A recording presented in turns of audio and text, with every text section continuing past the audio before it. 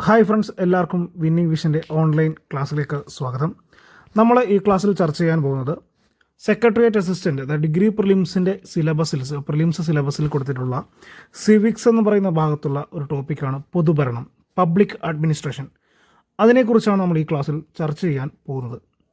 ഒന്നാമത്തത്, പൊതുഭരണം എന്ന ആശയം ഉടലെടുത്ത രാജ്യം എവിടെയാണെന്ന് വെച്ചാൽ അമേരിക്കയാണ്. പൊതുഭരണം എന്ന ആശയം ഉടലെടുത്ത രാജ്യം എവിടെയാണ്? അമേരിക്ക. പൊതുഭരണത്തിൻ്റെ പിതാവ് ആരാണ്? Woodrow Wilson. പൊതുഭരണത്തിൻ്റെ പിതാവ് വുഡ്രോ വിൽസൺ. അപ്പോൾ പൊതുഭരണം ഏത് രാജ്യത്താണ് ഉടലെടുത്തത്? അമേരിക്കയിലാണ്. അമേരിക്കയുടെ പൊതുഭരണത്തിൻ്റെ പിതാവ് എന്നറിയപ്പെടുന്ന ആരാണ്? വുഡ്രോ വിൽസൺ ആണ്.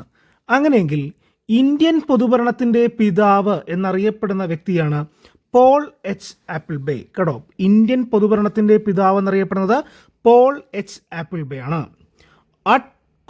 മിനിസ്റ്റർ എന്നീ ലാറ്റിൻ വാക്കിൽ നിന്നാണ് അഡ്മിനിസ്ട്രേഷൻ എന്ന വാക്ക് രൂപീകരിച്ചത്. മിനിസ്റ്റർ എന്നീ ലാറ്റിൻ വാക്കിൽ നിന്നാണ് അഡ്മിനിസ്ട്രേഷൻ എന്ന വാക്ക് രൂപീകരിച്ചത്. അഡ്മിനിസ്ട്രേഷൻ എന്ന വാക്കിൻ്റെ അർത്ഥം സേവിക്കുക എന്നതാണ്. അഡ്മിനിസ്ട്രേഷൻ എന്ന വാക്കിൻ്റെ അർത്ഥം എന്താണ്? സേവിക്കുക. നിങ്ങൾ എന്തെങ്കിലും നടപ്പാക്കുന്നതിന് മുമ്പ്, ഇതൊരു വാചകമാണ്. ആര് പറഞ്ഞാണെന്നറിയോ? ഗാന്ധിജി പറഞ്ഞൊരു വാക്കാണ്. നിങ്ങൾ എന്തെങ്കിലും നടപ്പാക്കുന്നതിന് മുമ്പ് നിങ്ങൾ കണ്ട പാവപ്പെട്ടവനും നിസ്സഹായനുമായ ഒരുവൻ്റെ മുഖം ഓർക്കുക. ഞാനിപ്പോൾ നടപ്പാക്കാൻ പോകുന്നത് ആ പാവപ്പെട്ടവന് എങ്ങനെ ഉപകരിക്കുമെന്ന് വേണം ആദ്യം ചിന്തിക്കാൻ. ഇങ്ങനെ അഭിപ്രായപ്പെട്ടത് ആരാണ്? ഗാന്ധിജിയാണ്. എന്താണ് അദ്ദേഹം പറഞ്ഞത്? നിങ്ങൾ എന്തെങ്കിലും നടപ്പാക്കുന്നതിന് മുമ്പ് നിങ്ങൾ കണ്ട പാവപ്പെട്ടവനും നിസ്സഹായനുമായ ഒരുവൻ്റെ മുഖം ഓർക്കുക. ഞാനിപ്പോൾ നടപ്പാക്കാൻ പോകുന്നത് ആ പാവപ്പെട്ടവന് എങ്ങനെ ഉപകരിക്കുമെന്ന് വേണം ആദ്യം ചിന്തിക്കാൻ. ഇങ്ങനെ അഭിപ്രായപ്പെട്ടതാണ് ഗാന്ധിജിയാണ്. പൊതുഭരണം എന്ന ആശയത്തിലൂടെ ഗാന്ധിജി ലക്ഷ്യം വെച്ചത് എല്ലാവരുടെയും താൽപ്പര്യ സംരക്ഷണമാണ്. പൊതുഭരണം എന്ന ആശയത്തിലൂടെ ഗാന്ധിജി ലക്ഷ്യം വെച്ചത് എന്തായിരുന്നു? ഇന്ത്യയിലുള്ള എല്ലാ ജനങ്ങളുടെയും താൽപ്പര്യങ്ങൾ സംരക്ഷിക്കുക. ഇന്ത്യയിലെ പൊതുഭരണത്തെ ഏറ്റവും കൂടുതൽ സ്വാധീനിച്ച ഗാന്ധിജിയുടെ ആശയം ചോദിച്ചാൽ ഗ്രാമസ്വരാജാണ്. കേട്ടോ, ഇന്ത്യയിലെ പൊതുഭരണത്തെ ഏറ്റവും കൂടുതൽ സ്വാധീനിച്ച ഗാന്ധിജിയുടെ ആശയം ചോദിച്ചാൽ ഏതാണ്? ഗ്രാമസ്വരാജാണ്. ഗ്രാമസ്വരാജ് എന്ന ആശയം എന്ന പദം ആവിഷ്കരിച്ചത് ഗാന്ധിജിയാണ്. എന്നാൽ ഗ്രാമസ്വരാജിന് ഒരു കൃത്യമായ ഡെഫിനിഷൻ നൽകിയത് ആരാണ്? ആചാര്യ വിനോബ ഭാവെയാണ്. അപ്പോൾ ഗ്രാമസ്വരാജ് എന്ന പദം ആവിഷ്കരിച്ചത് ആരായിരുന്നു? ഗാന്ധിജിയാണ്. എന്നാൽ ഗ്രാമസ്വരാജിന് കൃത്യമായ ഒരു ഡെഫിനിഷൻ നൽകിയത് ആരായിരുന്നു? ആചാര്യ വിനോബ ഭാവെയാണ്. ഈ പൊതുഭരണത്തിൻ്റെ നിർവചനമാണ് ഈ കൊടുത്തിരിക്കുന്നത്. ഇത് പ്രീവിയസ് ആയിട്ട് ചോദിച്ച കമ്പനി ബോർഡ് അസിസ്റ്റന്റ് പരീക്ഷയ്ക്ക് ചോദിച്ചൊരു ചോദ്യമാണ്. ഈ ഡെഫിനിഷൻ അതേപടി വന്നിട്ട് ചോദിച്ചു, എന്തിൻ്റെ ഡെഫിനിഷനാണ്?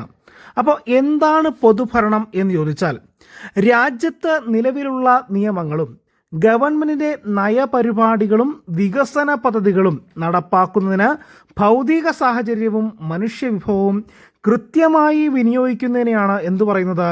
പൊതുഭരണം എന്ന് പറയുന്നത്.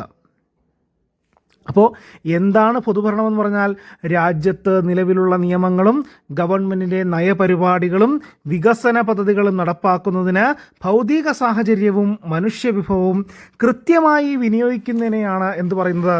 പൊതുഭരണം എന്ന് പറയുന്നത്. അപ്പോൾ ആ ഡെഫിനിഷൻ വളരെ ഇമ്പോർട്ടൻ്റ് ആണ്. ഇന്ത്യയിലുള്ള ഗവൺമെൻറ് സ്ഥാപനങ്ങൾ എല്ലാം പൊതുഭരണത്തിൻ്റെ കീഴിൽ വരുന്നതാണ്. ഓർത്തിരിക്കുക, ഇന്ത്യയിലുള്ള ഗവൺമെൻറ് സ്ഥാപനങ്ങളെല്ലാം പൊതുഭരണത്തിൻ്റെ കീഴിൽ വരുന്നതാണ്. ജനക്ഷേമം മുൻനിർത്തിയാണ് പൊതുഭരണ സ്ഥാപനങ്ങൾ പ്രവർത്തിക്കേണ്ടത്. അങ്ങനെയല്ലേ? ഇപ്പോൾ ഈ പറയുന്ന ഗവൺമെൻറ് സ്ഥാപനങ്ങളെല്ലാം പ്രവർത്തിക്കേണ്ടത് ജനങ്ങളുടെ ക്ഷേമത്തിന് വേണ്ടിയാണ്, അല്ലേ? ജനങ്ങളുടെ ക്ഷേമം മുൻനിർത്തിയാണ് പൊതുഭരണ സ്ഥാപനങ്ങൾ പ്രവർത്തിക്കേണ്ടത്. അതെപ്പോഴും ഓർത്തിരിക്കുക. അപ്പോൾ ഇന്ത്യയിലുള്ള എല്ലാ ഗവൺമെൻറ് സ്ഥാപനങ്ങളും പൊതുഭരണത്തിന് കീഴിൽ വരുന്നതാണ്. ജനക്ഷേമം മുൻനിർത്തിയാണ് പൊതുഭരണ സ്ഥാപനങ്ങൾ പ്രവർത്തിക്കേണ്ടത്. ഗാന്ധിജിയുടെ ഗ്രാമസ്വരാജ് എന്ന ആശയം ഇന്ത്യയിലെ പൊതുഭരണ കാഴ്ചപ്പാടിനെ വളരെയധികം സ്വാധീനിക്കുകയുണ്ടായി. ഇതിൻ്റെ പരിണിത ഫലമായാണ് പ്രാദേശിക ഭരണകൂടങ്ങൾ, നമ്മൾ ഈ പറയുന്ന ഗ്രാമപഞ്ചായത്ത്, ബ്ലോക്ക് പഞ്ചായത്ത്, ജില്ലാ പഞ്ചായത്തൊക്കെ ഉണ്ടല്ലോ, പ്രാദേശിക ഭരണകൂടങ്ങളുണ്ടല്ലോ, അതൊക്കെ സ്ഥാപിതമായത് ഈ പറയുന്ന ഗാന്ധിജിയുടെ ഗ്രാമസ്വരാജ് എന്നാണ് കേട്ടോ. ഗ്രാമസ്വരാജ് എന്ന ആശയം അതിലൂടെയാണ്. 1992 73 ഭേദഗതിയിലൂടെയാണ് ഗ്രാമപഞ്ചായത്ത്, ബ്ലോക്ക് പഞ്ചായത്ത്, ജില്ലാ പഞ്ചായത്ത് എന്നിവ രൂപീകരിച്ചത്. വളരെ ഇമ്പോർട്ടൻ്റ് ആയിട്ടുള്ള ഒരു പോയിന്റാണ്. 1992 73-ാം ഭേദഗതിയിലൂടെയാണ് ഇന്ത്യയിൽ എന്ത് കൊണ്ടുവന്നത്? ഗ്രാമപഞ്ചായത്ത്, ബ്ലോക്ക് പഞ്ചായത്ത്, ജില്ലാ പഞ്ചായത്ത് എന്നിവ രൂപീകരിച്ചത്. അങ്ങനെയെങ്കിൽ 1992 74-ാം ഭേദഗതിയിലൂടെയാണ് മുനിസിപ്പാലിറ്റി കോർപ്പറേഷൻ രൂപീകരിച്ചത് കേട്ടോ. 1992 74-ാം ഭേദഗതി ഓർത്തിരിക്കുക, മുനിസിപ്പാലിറ്റി കോർപ്പറേഷൻ. 73-ാം ഭേദഗതി ഗ്രാമപഞ്ചായത്ത്, ബ്ലോക്ക് പഞ്ചായത്ത്, ജില്ലാ പഞ്ചായത്ത്. ഇനി കേരള പഞ്ചായത്തി രാജ് ആക്ട് നിലവിൽ വന്നത് എന്നായിരുന്നു? 1994 ഏപ്രിൽ 23-നാണ് കേട്ടോ. ഡേറ്റ് ഞാൻ കൊടുത്തില്ല, വിട്ടുപോയി. അപ്പോൾ ഡേറ്റ് കൂടി കൊടുത്തിരിക്കുക, 1994 ഏപ്രിൽ 23. ഇനി ഇന്ത്യയിൽ പഞ്ചായത്തി രാജ് ആക്ട് എന്നാണ് നിലവിൽ വന്നതെന്ന് ചോദിച്ചാൽ 1993 ഏപ്രിൽ 24. അങ്ങനെ കേട്ടോ, 93 ഏപ്രിൽ 24. കേരളത്തിൽ വന്നത് 94 ഏപ്രിൽ 23. ഓക്കെ, രണ്ടും തമ്മിൽ തെറ്റിപ്പോരുത്. ഇനി എന്താണ് പ്രാദേശിക ഭരണ സംവിധാനം എന്ന് ചോദിച്ചാൽ, പ്രാദേശിക ജനതയോട് ഏറ്റവും കൂടുതൽ അടുത്ത് നിൽക്കുന്ന ഭരണകൂടങ്ങളെയാണ് നമ്മൾ പ്രാദേശിക ഭരണകൂടം അഥവാ തദ്ദേശ സ്വയംഭരണ സ്ഥാപനങ്ങൾ എന്ന് പറയുന്നത്. അല്ലേ, നമുക്ക് ഇപ്പോൾ നമ്മുടെ അടുത്തുള്ള ഗ്രാമപഞ്ചായത്ത്, അതാണ് നമ്മളോട് ഏറ്റവും അടുത്ത് നിൽക്കുന്ന ഭരണ സംവിധാനം എന്ന് പറഞ്ഞാൽ. അല്ലേ, നമുക്ക് ഏറ്റവും അടുത്തുള്ള ഭരണ സംവിധാനം എന്ന് പറഞ്ഞാൽ ഏതാണ്? നമ്മുടെ ഗ്രാമപഞ്ചായത്ത്, ബ്ലോക്ക് പഞ്ചായത്ത്, ജില്ലാ പഞ്ചായത്തൊക്കെയാണ്. അപ്പോൾ പ്രാദേശിക ജനതയോട് ഏറ്റവും കൂടുതൽ അടുത്ത് നിൽക്കുന്ന ഭരണകൂടങ്ങളാണ് എന്ത് പറയുന്നത്? തദ്ദേശ സ്വയംഭരണ സ്ഥാപനങ്ങൾ അഥവാ പ്രാദേശിക ഭരണകൂടങ്ങൾ.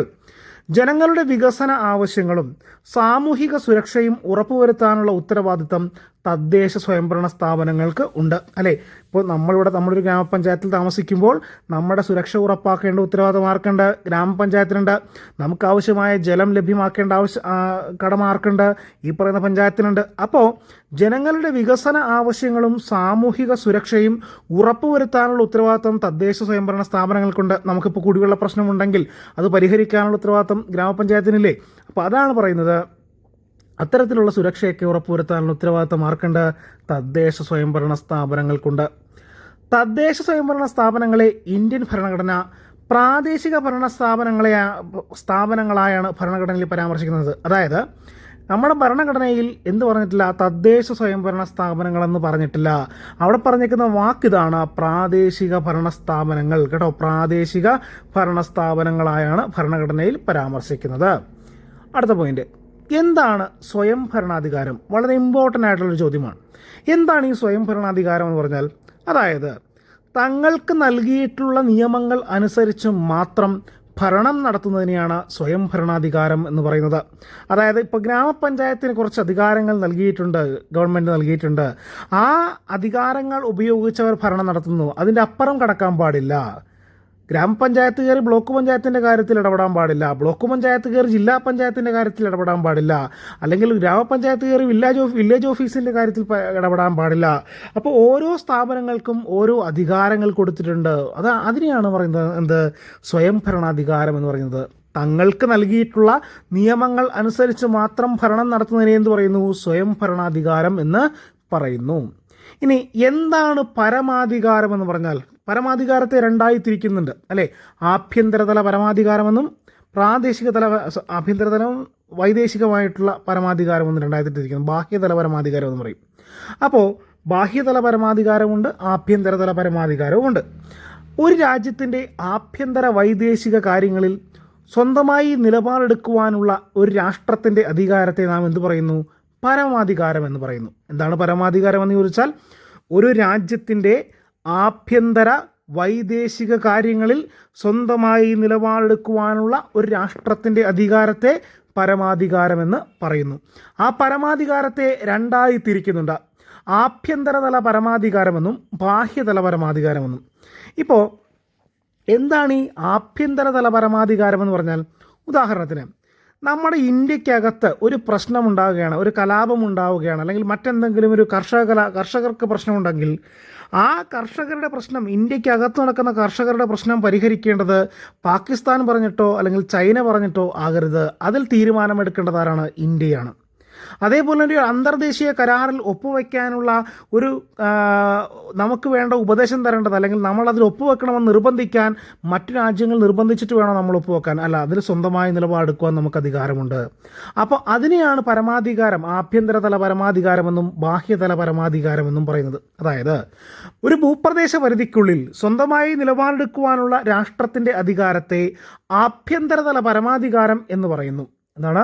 ഭൂപ്രദേശ പരിധിക്കുള്ളിൽ സ്വന്തമായി ഏതൊരു വിഷയത്തിനായിക്കോട്ടെ സ്വന്തമായി നിലപാടെടുക്കുവാനുള്ള ഒരു രാഷ്ട്രത്തിൻ്റെ അധികാരത്തെ ആഭ്യന്തരതല പരമാധികാരം എന്ന് പറയുന്നു. ഇനി എന്താണ് ബാഹ്യതല പരമാധികാരം എന്ന് പറഞ്ഞാൽ? അന്തർദേശീയ വിഷയങ്ങളിൽ സ്വന്തമായി നിലപാടെടുക്കുവാനുള്ള ഒരു രാഷ്ട്രത്തിൻ്റെ അധികാരത്തെ എന്തു പറയുന്നു? ബാഹ്യതല പരമാധികാരമെന്ന് പറയുന്നു. ഇത്രയും പറഞ്ഞ മനസ്സിലായോ? ഇനി പൊതുഭരണത്തിൻ്റെ കാതലായ മൂല്യങ്ങൾ എന്തെല്ലാം? വളരെ ഇമ്പോർട്ടൻ്റ് ആയ ചോദ്യമാണ്. പൊതുഭരണത്തിൻ്റെ കാതലായ മൂല്യങ്ങൾ എന്തെല്ലാം? ധർമ്മം, കാര്യക്ഷമത, ഫലപ്രദമായ അവസ്ഥ. ഇത് മൂന്നുമാണ് കേട്ടോ. ധർമ്മം പ്രീവിയസ് ചോദ്യമാണത്. പൊതുഭരണത്തിൻ്റെ കാതലായ മൂല്യങ്ങൾ എന്തെല്ലാം? ധർമ്മം, കാര്യക്ഷമത, ഫലപ്രദമായ അവസ്ഥ. എന്താണ് ധർമ്മം എന്ന് പറഞ്ഞാൽ? എന്താണ് ധർമ്മം? അതായത് ഒരു പൊതുഭരണ സ്ഥാപനം എടുക്കുകയാണെങ്കിൽ അവിടെ മെറിറ്റ് അടിസ്ഥാനത്തിലായിരിക്കണം പൊതുഭരണ സ്ഥാപനങ്ങളിലേക്ക് നിയമനങ്ങൾ നടത്തേണ്ടത്. അതായത് അവസര സമത്വമാണ് ഇവിടെ ധർമ്മം എന്നതുകൊണ്ട് ഉദ്ദേശിക്കുന്നത്. എന്താണ്? അവസര സമത്വമാണ് ധർമ്മം എന്നതുകൊണ്ട് ഉദ്ദേശിക്കുന്നത്. ഇനി എന്താണ് കാര്യക്ഷമത എന്ന് പറഞ്ഞാൽ? അതായത് ലഭ്യമായ ഏറ്റവും കുറഞ്ഞ വിഭവങ്ങൾ ഉപയോഗിച്ച് സർക്കാർ ഒരു നിശ്ചിത ഉൽപ്പാദനം ഉൽപ്പാദിപ്പിക്കുന്നതിനെയാണ് കാര്യക്ഷമത എന്നതുകൊണ്ട് ഇവിടെ ഉദ്ദേശിക്കുന്നത്.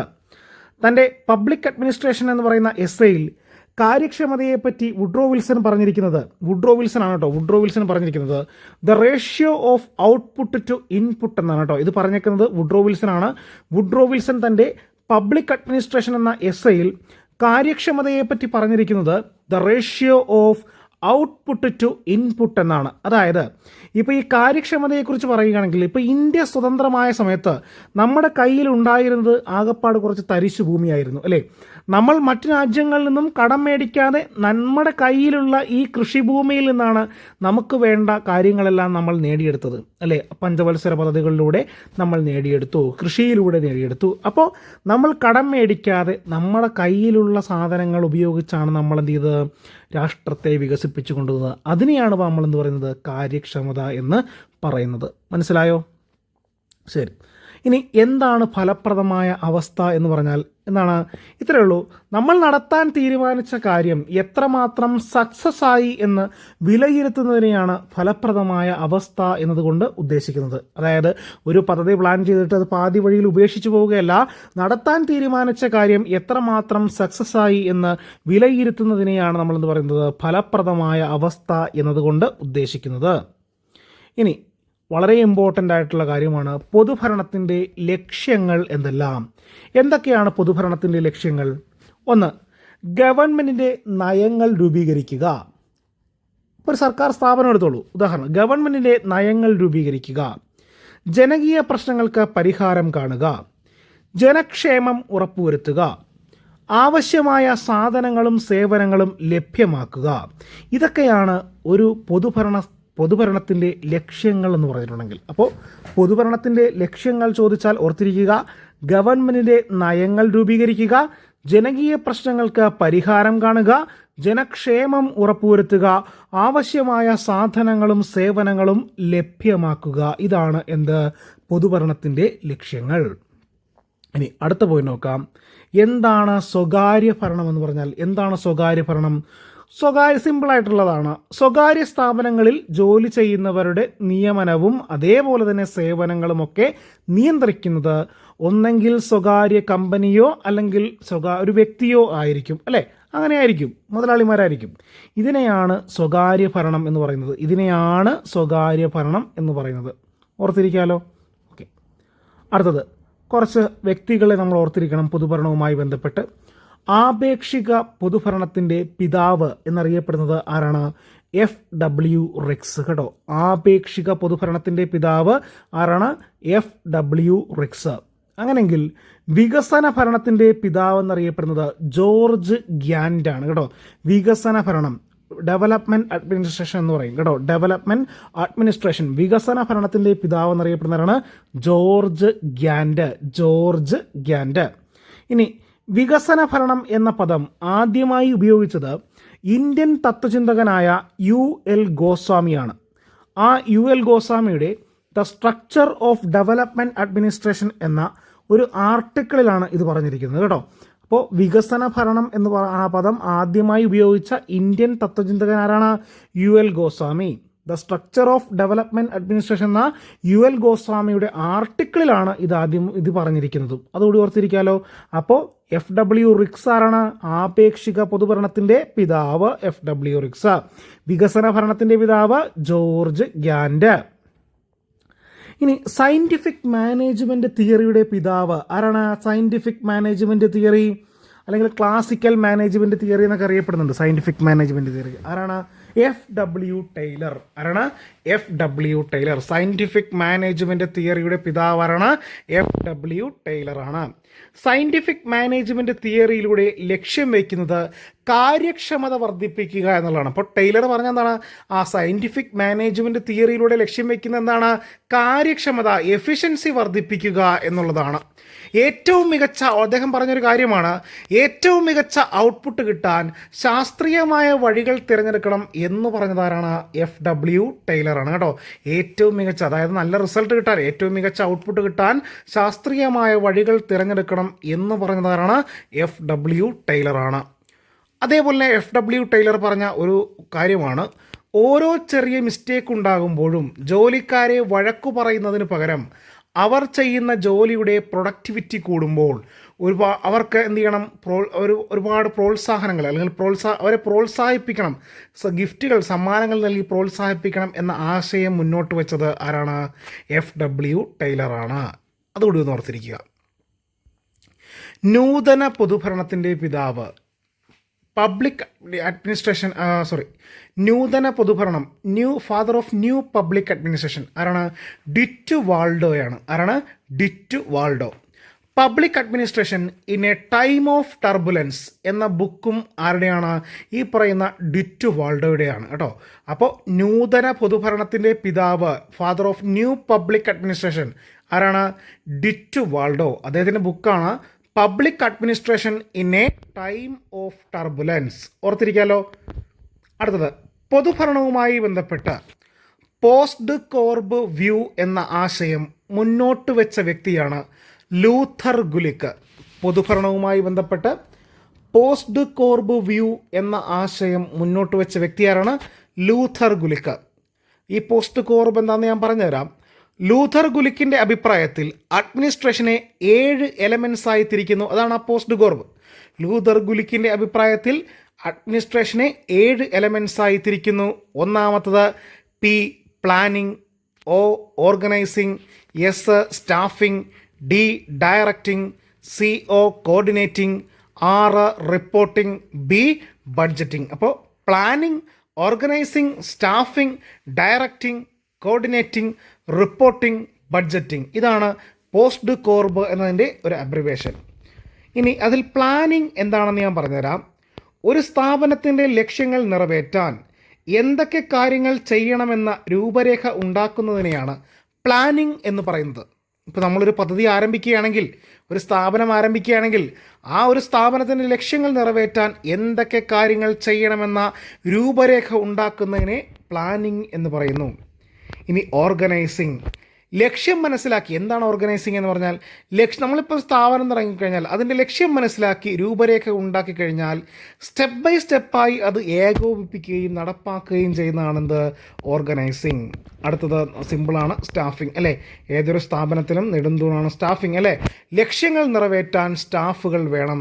ജീവനക്കാരെ കൊണ്ടുവരുന്നതിനും അവർക്ക് ട്രെയിനിങ് നൽകുന്നതിനും അനുകൂലമായ ഒരു തൊഴിൽ സാഹചര്യം നിലനിർത്തുന്നതിനുമുള്ള മുഴുവൻ വ്യക്തിഗത പ്രവർത്തനങ്ങളെയും സ്റ്റാഫിംഗ് എന്ന് പറയുന്നു അല്ലേ?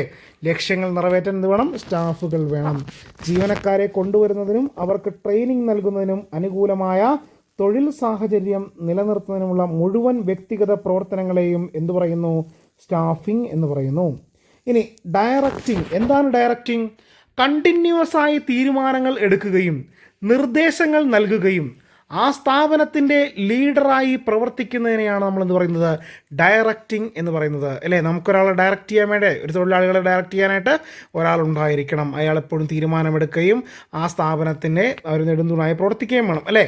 അടുത്തത് കോർഡിനേറ്റിംഗ്. എന്താണ് കോർഡിനേറ്റിംഗ് എന്ന് പറഞ്ഞാൽ, ജോലിയുടെ വിവിധ ജോലിയുടെ വിവിധ ഘട്ടങ്ങളെ തമ്മിൽ ബന്ധിപ്പിച്ചുകൊണ്ടുള്ള ഒരു പ്രവർത്തനമാണ് അവിടെ നടക്കേണ്ടത് അല്ലേ. ഒരു പദ്ധതി കൊണ്ടുവന്നിട്ടുണ്ടെങ്കിൽ അവിടെ എന്താണ് പല പല വിഭാഗങ്ങളുണ്ടാവും അല്ലേ. ക്ലറിക്കൽ സെക്ഷൻ ഉണ്ടാവും, സെയിൽസ് ഉണ്ടാവും അല്ലേ. എല്ലാ സെക്ഷനെയും ഒരുമിച്ച് കൊണ്ടുപോകണം. അതിനെയാണ് എന്ത് പറയുന്നത്, കോർഡിനേറ്റിംഗ് എന്ന് പറയുന്നത്. ഇനി റിപ്പോർട്ടിംഗ് ഉണ്ടാവും അല്ലേ. ഒരു എക്സിക്യൂട്ടീവ് ഉത്തരവാദിത്തമുള്ളവരെ കാര്യങ്ങളെല്ലാം അതാത് സമയത്ത് എന്ത് ചെയ്യണം, റിപ്പോർട്ട് ചെയ്യണം അല്ലേ. കൃത്യമായി ഇപ്പോൾ താഴേക്കടയിലുള്ള ഉദ്യോഗസ്ഥൻ മേലുദ്യോഗസ്ഥനെ കൃത്യമായുള്ള കാര്യങ്ങളെല്ലാം റിപ്പോർട്ട് ചെയ്യണ്ടേ. അതൊക്കെ ഒരു സ്ഥാപനത്തിൻ്റെ വിജയത്തിന് അനിവാര്യമാണ്. അതാണ് റിപ്പോർട്ടിംഗ് എന്നതുകൊണ്ട് അർത്ഥമാക്കുന്നത്. ഇനിയുണ്ട് ബഡ്ജറ്റിംഗ് അല്ലേ. ഇത്രയും കാര്യങ്ങൾ ചെയ്യണമെങ്കിൽ എന്ത് വേണം, പൈസ വേണ്ടേ. ഇതിന് മുൻപുള്ള കാര്യങ്ങൾ നടക്കുമ്പോൾ അവിടെ അക്കൗണ്ടിംഗ് നടക്കുന്നുണ്ടാകും, ഓഡിറ്റിംഗ് നടക്കുന്നുണ്ടാകും, സാമ്പത്തിക ആസൂത്രണവും നിയന്ത്രണവും നടക്കുന്നുണ്ടാകും. ഇതെല്ലാം കൂടിയാണ് എന്ത് പറയുന്നത്, ബഡ്ജറ്റിംഗ് എന്ന് പറയുന്നത്. ഇനി ഒരു സ്ഥാപനമാണ് Indian institution of public administration IIPA. ഈ IIPA സ്ഥാപിക്കുന്നത് 1954 ഇത് ആസ്ഥാനം ന്യൂഡൽഹിയിലാണ് കേട്ടോ. IIPയുടെ ആസ്ഥാനം എവിടെയാണ്, ന്യൂഡൽഹി. ഇതിൻ്റെ നിലവിലെ ചെയർമാൻ ജിതേന്ദ്ര സിംഗ് ആണ് കേട്ടോ, ജിതേന്ദ്ര സിംഗ്. നിലവിലെ പ്രസിഡന്റ് ജഗദീപ് ധൻഖർ, നമ്മുടെ വൈസ് പ്രസിഡന്റായ ജഗദീപ് ധൻഖറാണ് അതിൻ്റെ നിലവിലെ പ്രസിഡന്റ്. IIPയുടെ ഡയറക്ടറാണ് സുരേന്ദ്രനാഥ ത്രിപാഠി കേട്ടോ. IIPയുടെ ഇപ്പോഴത്തെ ഡയറക്ടറാണ് സുരേന്ദ്രനാഥ ത്രിപാഠി. IIPയുടെ ആദ്യ പ്രൊഫസറായിരുന്നു SR മഹേശ്വരി. IIPയുടെ ആദ്യ പ്രൊഫസറായിരുന്നു SR മഹേശ്വരി. IIPA സ്ഥാപിതമാകാൻ കാരണമായ ഒരു റിപ്പോർട്ടുണ്ട്. ആ റിപ്പോർട്ട് സമർപ്പിച്ചത് ആരായിരുന്നു, പോൾ എച്ച് ആപ്പിൾബേ ആണ്. ഈ പോൾ എച്ച് ആപ്പിൾബേ ആരാണെന്ന് നമ്മൾ പറഞ്ഞിരുന്നു. ഇന്ത്യൻ പൊതുഭരണത്തിൻ്റെ പിതാവ് എന്നറിയപ്പെടുന്നവരാണ് പോൾ എച്ച് ആപ്പിൾബേ ആണ്. ഈ റിപ്പോർട്ട് പ്രകാരമാണ് എന്ത് സ്ഥാപിക്കുന്നത്, IIPA സ്ഥാപിക്കുന്നത്. ആരാണ് സ്ഥാപിച്ചത്, നെഹ്റു ആണ് സ്ഥാപിച്ചത്. അപ്പോൾ റിപ്പോർട്ട് സമർപ്പിച്ചത് Paul H Appleby. Paul H ആപ്പിൾബേയുടെ റിപ്പോർട്ട് പ്രകാരം IIPA സ്ഥാപിക്കുന്നവരാണ്, നെഹ്റുവാണ്. ഇനി പബ്ലിക് അഫയേഴ്സ് സെൻറ്റർ എന്ന് പറയുന്ന ഒരു സ്ഥാപനം കൂടിയുണ്ട്. Public affairs centre. നമ്മൾ ഈ പബ്ലിക് അഫയേഴ്സ് ഇൻഡെക്സ് എന്ന് പറയുന്ന സാധനം കേട്ടിട്ടില്ലേ. പബ്ലിക് അഫയേഴ്സ് ഇൻഡെക്സിൽ ഇന്ത്യ 1-ാം സ്ഥാനത്ത്, അല്ലെങ്കിൽ പബ്ലിക് അഫയേഴ്സ് ഇൻഡെക്സിൽ കേരളം 1-ാം സ്ഥാനത്ത് എന്നിങ്ങനെ നമ്മൾ കേട്ടിട്ടുണ്ട്, കറണ്ട് അഫയേഴ്സിൽ പഠിച്ചിട്ടുണ്ട്. പബ്ലിക് അഫയേഴ്സ് ഇൻഡെക്സ് പുറത്തുവിടുന്ന ഒരു സ്ഥാപനമാണ് ഈ പബ്ലിക് അഫയേഴ്സ് സെൻറ്റർ എന്ന് പറഞ്ഞാൽ. ഇത് സ്ഥാപിക്കുന്നത് 1994 സ്ഥാപിച്ച വ്യക്തിയാണ് ഡോക്ടർ സാമുവൽ പോൾ കേട്ടോ. സ്ഥാപിച്ച വ്യക്തിയാണ് ഡോക്ടർ സാമുവൽ പോൾ. ഇപ്പോഴത്തെ ചെയർമാനാണ് ഡോക്ടർ രവീന്ദ്ര കേട്ടോ. ഇപ്പോഴത്തെ ചെയർമാനാണ് ഡോക്ടർ രവീന്ദ്ര. മനസ്സിലായില്ലേ. അടുത്തത് വളരെ ഇമ്പോർട്ടൻ്റ് ആയിട്ടുള്ള മറ്റൊരു പോയിൻ്റാണ് സദ്ഭരണം, features of the good governance. സദ്ഭരണത്തിൻ്റെ പ്രധാന പ്രത്യേകതകൾ എന്തെല്ലാം? എന്തൊക്കെയാണ് സദ്ഭരണത്തിൻ്റെ പ്രധാന പ്രത്യേകതകൾ ഗുഡ് ഗവേണൻസിൻ്റെ? ഒന്ന്, റൂൾ ഓഫ് ലോ, സുതാര്യത, ഉത്തരവാദിത്തം, കാര്യക്ഷമത, അഭിപ്രായ ഐക്യം, പങ്കാളിത്തം. ഇത്രയും കാര്യങ്ങളാണ് സദ്ഭരണം സാധ്യമാകണമെങ്കിൽ, ഒരു ഗുഡ് ഗവേണൻസ്, നല്ല ഭരണം സാധ്യമാകണമെങ്കിൽ ഉണ്ടാകേണ്ടത്. എന്തൊക്കെ കാര്യങ്ങളാണ്? റൂൾ ഓഫ് ലോ, സുതാര്യത, ഉത്തരവാദിത്തം, കാര്യക്ഷമത, അഭിപ്രായ ഐക്യം, പങ്കാളിത്തം. ഇത് വളരെ ഇമ്പോർട്ടൻ്റ് ആണ്. അതിനെന്താണ് റൂൾ ഓഫ് ലോ എന്നൊക്കെ നമുക്ക് താഴെ പറയാം. തീരുമാനങ്ങൾ എടുക്കുകയും അത് നടപ്പാക്കുകയും ചെയ്യുന്നതാണ് ഭരണം എന്ന് പറയുന്നത് അല്ലേ. മുകളിലെ ഫാക്ടേഴ്സ് കൊണ്ട് അർത്ഥമാക്കുന്നത് അഴിമതി തടയുക, ന്യൂനപക്ഷങ്ങളുടെ അഭിപ്രായങ്ങൾ പരിഗണിക്കുക, സമൂഹത്തിലെ ദുർബലരായവരുടെ അഭിപ്രായങ്ങൾ പരിഗണിക്കുക. ഇതൊക്കെയാണ് ഈ മേളിൽ പറഞ്ഞ റൂൾ ഓഫ് ലോയും സുതാര്യതയും കൊണ്ടൊക്കെ അർത്ഥമാക്കുന്നത് കേട്ടോ. ഇനി എന്താണ് ഈ റൂൾ ഓഫ് ലോ എന്ന് പറഞ്ഞാൽ? എല്ലാ വ്യക്തികളും സ്ഥാപനങ്ങളും പബ്ലിക്കായി പറഞ്ഞിട്ടുള്ള നിയമങ്ങളോട് ഉത്തരവാദിത്തമുണ്ടാകണം, നിയമങ്ങളോട് ഉത്തരവാദിത്തമുള്ളവരായിരിക്കണം, ആ നിയമങ്ങളനുസരിച്ച് പ്രവർത്തിക്കണം എന്ന് പറയുന്നതാണ് റൂൾ ഓഫ് ലോ അല്ലേ. ഇനി എന്താണ് സുതാര്യത എന്ന് പറഞ്ഞാൽ? തീരുമാനങ്ങൾ എടുക്കുന്നതും നടപ്പാക്കുന്നതുമെല്ലാം നിയമങ്ങളും നിർദ്ദേശങ്ങളും അനുസരിച്ചായിരിക്കണം എന്നർത്ഥമാക്കുന്നതാണെന്ത്, സുതാര്യത അല്ലേ. തീരുമാനങ്ങൾ എടുക്കുന്നതും നടപ്പാക്കുന്നതുമെല്ലാം നിയമങ്ങളും നിർദ്ദേശങ്ങളും അനുസരിച്ചായിരിക്കണം എന്നെവിടെ പറയുന്നു? സുതാര്യത കൊണ്ട് അർത്ഥമാക്കുന്നു. ഇനി ഉത്തരവാദിത്തം. എന്താണ് ഉത്തരവാദിത്തം എന്ന് പറഞ്ഞാൽ രണ്ട് വ്യക്തികൾ തമ്മിലുള്ള ഉത്തരവാദിത്തം എന്ന് പറയുന്നു. അതായത് നമ്മളിവിടെ താമസിക്കുന്ന ഓരോ വ്യക്തികൾ തമ്മിലും പരസ്പരം ഉത്തരവാദിത്തമുള്ളവരാണ്. തമ്മിൽ തല്ലാണെങ്കിൽ നടക്കുമോ? അപ്പോൾ പരസ്പരം ഉത്തരവാദിത്തമുള്ളവരാണ്. നമ്മൾ ഓരോരുത്തരെ ആശ്രയിച്ചു കൂടിയാണ് ജീവിക്കുന്നത്, അല്ലേ? പരസ്പരം ഉത്തരവാദിത്തമുള്ളവരാണ് ഓരോ വ്യക്തികളും എന്ന് പറയുന്നു. രണ്ട് വ്യക്തികൾ തമ്മിലുള്ള ഉത്തരവാദിത്തമാണ് ഇവിടെ അർത്ഥമാക്കുന്നത്. ഇവിടെ ആളുകൾ പരസ്പരം തമ്മിൽ തല്ലുകയാണെങ്കിൽ നല്ലൊരു ഭരണം സാധ്യമാവുമോ? ഇല്ല. അതാണ് അവിടെ പറയുന്നത് കേട്ടോ. ഇനി കാര്യക്ഷമത എന്ന് പറഞ്ഞാൽ എന്താണ്? നമ്മൾ നേരത്തെ ഇതിൻ്റെ ഡെഫിനേഷൻ പറഞ്ഞാണ്. ഓരോ പ്രവർത്തനത്തിലും ഓരോ സ്ഥാപനങ്ങൾ അവരുടെ കയ്യിലുള്ള വിഭവങ്ങൾ ഉപയോഗിച്ച് സമൂഹത്തിൻ്റെ ആവശ്യങ്ങൾ നിറവേറ്റുന്നതിനെയാണ് കാര്യക്ഷമത എന്ന് പറയുന്നത്. ഇത് നമ്മൾ വേറൊരു അർത്ഥമാക്കി പറഞ്ഞിരുന്നു. എന്താണ്? ലഭ്യമായ വിഭവങ്ങൾ ഉപയോഗിച്ച് ഒരു നിശ്ചിത ഉൽപ്പാദനം സർക്കാർ ഉൽപ്പാദിപ്പിക്കുന്നതിന് എന്ത് പറയുന്നു? കാര്യക്ഷമത എന്ന് പറയുന്നു. ഇത് രണ്ടും സെയിമാണ് കേട്ടോ, രണ്ട് ഡെഫിനേഷനും. ഇതൊരു ലാസ്റ്റ് കൊടുത്തേക്കുന്ന ആ പോയിന്റ് നോക്കുക. പ്രകൃതി വിഭവങ്ങളുടെ സുസ്ഥിരമായ ഉപയോഗവും പരിസ്ഥിതി സംരക്ഷണവും ഏതിൽപ്പെടുന്നു? ഈ കാര്യക്ഷമതയിൽപ്പെടുന്നു കേട്ടോ. അപ്പോൾ ഈ കാടൊക്കെ വെട്ടി നശിപ്പിക്കാൻ പറ്റുമോ? പ്രകൃതിയെ നശിപ്പിക്കാൻ പറ്റുമോ? അതൊക്കെ നമുക്ക് ലഭ്യമായ വിഭവങ്ങളല്ലേ. അതൊക്കെ നശിപ്പിച്ചിട്ടല്ല, അത് കൊണ്ടുവേണം നമ്മൾ ഉയർന്നു വരാനെന്നാണ് പറയുന്നത്. ഇനി അഭിപ്രായ ഐക്യത്തെക്കുറിച്ച് പറയുന്നു. ഒരു സിറ്റുവേഷൻ ഉണ്ടാകുമ്പോൾ എല്ലാവരുടെയും അഭിപ്രായ ഐക്യമുണ്ടായിരിക്കണം. ഇപ്പോൾ പ്രളയമുണ്ടായപ്പോൾ ഇവിടെ ഭരണപക്ഷവും പ്രതിപക്ഷവും തമ്മിൽ അടിയായിട്ടുണ്ടെങ്കിൽ വല്ലതും നടക്കുമോ? ഇല്ല. അവിടെ എല്ലാവരും മരണപ്പെട്ടു പോവുകയുള്ളൂ. വെറുതെ അടിവെച്ചുകൊണ്ടിരിക്കാന്നേ ഉള്ളൂ, നടക്കില്ല. അപ്പോൾ ഒരു സിറ്റുവേഷൻ, ഒരു പൊതുവായൊരു പ്രശ്നം ഉണ്ടാകുമ്പോൾ എന്ത് ചെയ്യണം? ഒരുമിച്ച് നിൽക്കണം ആളുകൾ, അല്ലേ? ഒരു സിറ്റുവേഷൻ ഉണ്ടാകുമ്പോൾ എല്ലാവരുടെയും അഭിപ്രായ ഐക്യമുണ്ടായിരിക്കണം എന്ന് പറയുന്നു. ഇനി അടുത്തത് പങ്കാളിത്തമാണ്. എന്താണ് പങ്കാളിത്തം? എല്ലാ ജനവിഭാഗങ്ങളും പങ്കെടുത്തിട്ടുണ്ട് എന്ന് ഉറപ്പുവരുത്തുന്നതിനെയാണ് പങ്കാളിത്തം എന്ന് പറയുന്നത്. ആരൊക്കെയാണ്? സ്ത്രീകൾ, പുരുഷന്മാർ, ന്യൂനപക്ഷം, സമൂഹത്തിലെ എല്ലാ ജീവികളുടെയും ജനവിഭാഗങ്ങളുടെയും പങ്കാളിത്തമാണ് ഇതുകൊണ്ട് അർത്ഥമാക്കുന്നത്. അടുത്തത്, ആധുനിക സമൂഹത്തിൽ അഴിമതിയായി കണക്കാക്കുന്ന പ്രവർത്തനങ്ങളാണ്: 1. സ്വജനപക്ഷപാതം, 2.